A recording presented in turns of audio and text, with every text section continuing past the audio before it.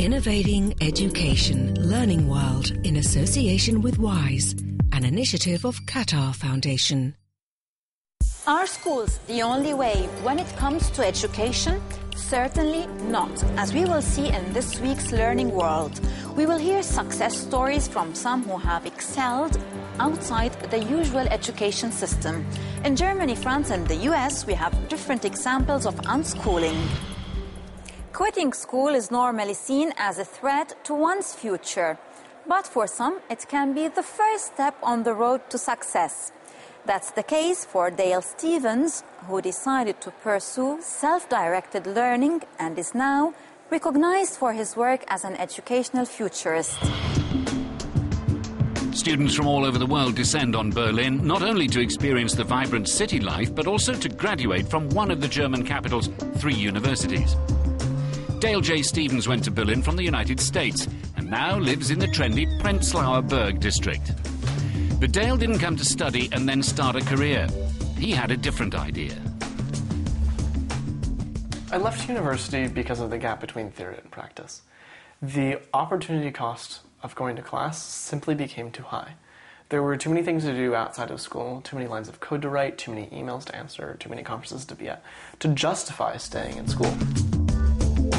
So Dale started uncollege.org, a non-profit organisation to promote his idea of self-directed learning. The 20-year-old is supported by the founder of PayPal, Peter Thiel.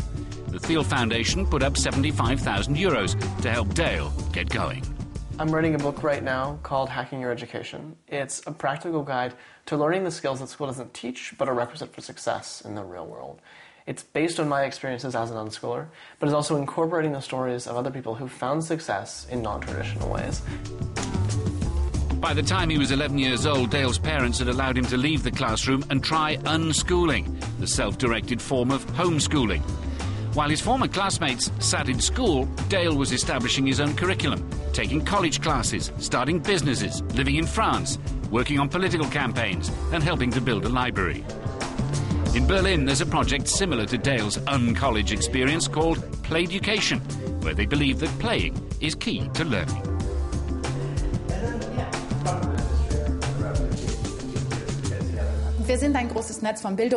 We're a big network of educational innovators, Dale with his Uncollege, or Stephen Harris with his Sydney Centre for Innovation in Learning, or Tiran Bossetti with her Design for Challenge movement. These are all people who interact within a huge network, exchange ideas and encourage each other to reach one goal, the educational revolution.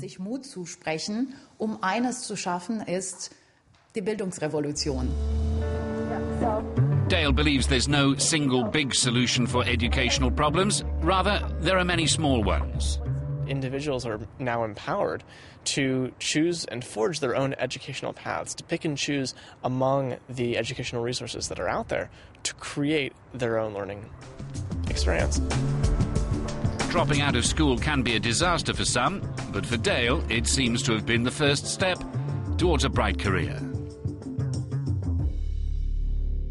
The name André Stern looms large over the music world, but he never went to school.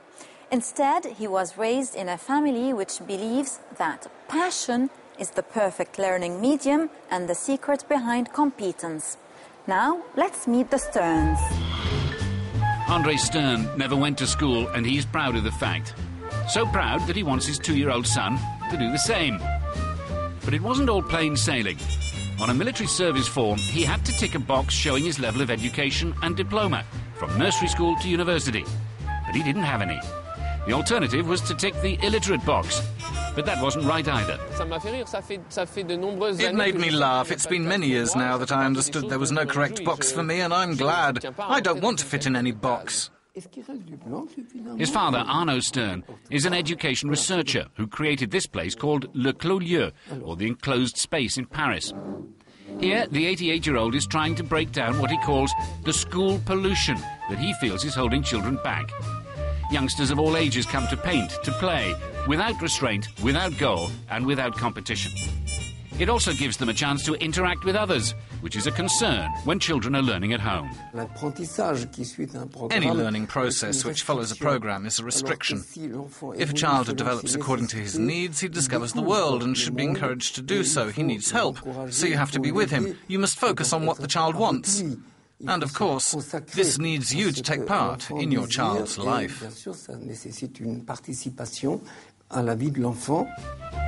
Andre's son will be allowed to study whatever he's interested in, without any limits. The Stern family believes that passion is the perfect medium for learning. Andre often says that he never made any distinction between playing and learning. When I chose to learn German for 6 hours a day, no one came to tell me after 45 or 50 minutes, German's over, now we'll do maths or something. As a result, when you can follow your enthusiasm to the end, deeper and deeper, there's a primary side effect, which is competence. Un premier effet secondaire de l'enthousiasme, qui est la compétence. Andre Stern has become a well-known musician, composer and instrument maker, even though he's never had a formal music education. He says a diploma doesn't necessarily mean you're competent. Dans beaucoup de cas, on cherche ces lacunes. Je suis pas bon en mathématiques, donc je vais faire beaucoup de maths. A lot of the time you look for your shortcomings. I'm not good at maths, so I'll do a lot of maths to reach an average level.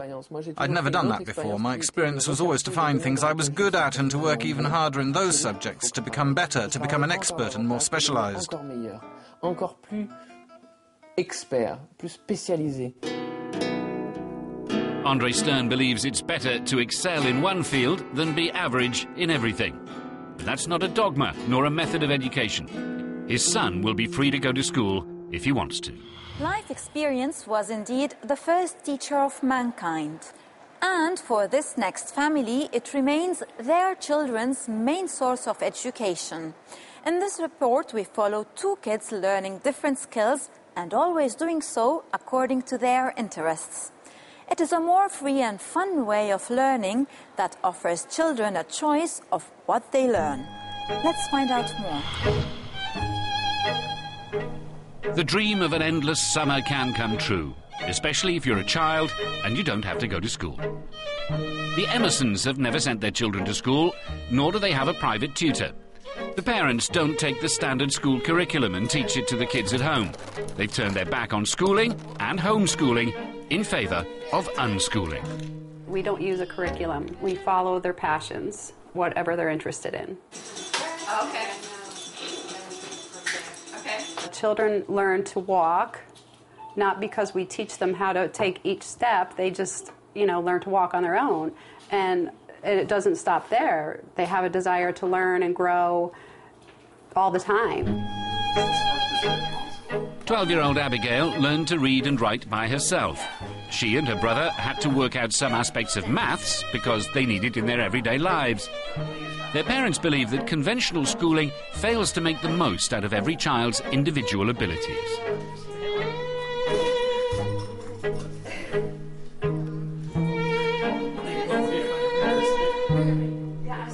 You put them all into a box, literally, an institution, a box, a school. By 6 years old, you must learn to do this. If you do not do this, you fail. And I didn't like that approach. As part of our looking at it, my wife and I, we found that, there's other ways of doing it. You can do a lot of stuff with... 9-year-old Ethan mostly occupies himself with Playmobil, Lego and video games. The family regularly meets other unschoolers, so he does have friends.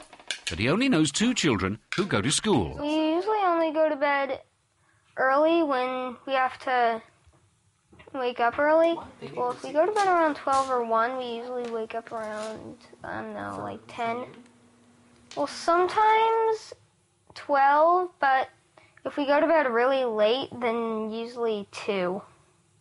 Most people think that you don't really do anything, but you're actually doing a lot. And it's not all schoolwork, but it's all there's just so much to do, so much more to do than you could do in school, and it's so much fun. Unschooling families believe in learning as a whole life experience, not something to be divided into separate segments like maths, literature and geography. So rock climbing becomes a means to learn about physics, physical education and geology. And of course, it's a way of having fun altogether. So, are you for or against unschooling? Share your ideas with us on our social media pages. Well, that's it for this week. Goodbye. Learning World in association with WISE, an initiative of Qatar Foundation.